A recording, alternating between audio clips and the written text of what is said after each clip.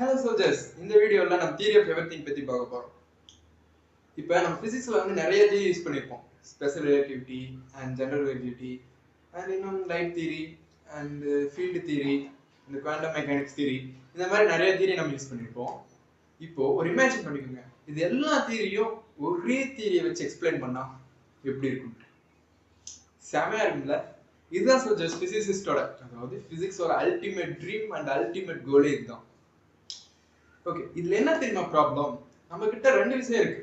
ஒன்னு பெரிய விஷயத்தை பத்தி பேசுற தியரி இருக்கு and small very very small thing பத்தி பேசுற தியரி இருக்கு. பெரிய விஷயத்தை பத்தி பேசுற தியரி ஜெனரல் ரிலேட்டிவிட்டி அண்ட் இன்னொன்று குவாண்டம் மெக்கானிக்ஸ். என்ன தெரியுமா ப்ராப்ளம்? இந்த ரெண்டு தியரியும் ஒண்ணுக்கு ஒண்ணு ஒத்தே வராது. இந்த தியரியை கொண்டு போய் இதுல அப்ளை பண்ண முடியாது, அந்த தியரியை கொண்டாந்து இதுல அப்ளை பண்ண முடியாது. ஸோ ரெண்டும் ஒரு கான்ட்ரடிக்ஷனா இருக்கு. இதை சால்வ் பண்றது ஒரு ஸ்ட்ரிங் தியரின்னு ஒன்று கொண்டாந்தாங்க. ஸ்ட்ரிங் தியரினா என்னன்னு தெரியுமா? இந்த உலகத்தில் இருக்க எல்லா ஆப்ஜெக்டும் ஒரு ஸ்ட்ரிங்கால தான் இருக்கு. அது ஒன் டைமென்ஷனல் ஸ்ட்ரிங். அது வைப்ரேஷன் பொறுத்து தான் அந்த ஆப்ஜெக்ட்டுக்கான ப்ராப்பர்ட்டிஸ், அந்த எலமெண்ட்ஸ்க்கான ப்ராப்பர்ட்டிஸ் அதெல்லாம் நிர்ணயிக்கப்படுது. பட் அந்த ஸ்ட்ரிங் தியரி இன்னும் ஃபுல்ஃபில்மெண்ட் ஆகல. அது ஏன்னா அது ஒரு தியரிட்டிக்கல் கான்செப்டா தான் இருக்கே தவிர நம்மளால அதை பிராக்டிகலா ப்ரூவ் பண்ண முடியல. Still physicists waiting for unified theory. That means theory of everything. அதை மட்டும் கண்டுபிடிச்சிட்டாங்கன்னா சொல்ஜர்ஸ் physicist know everything.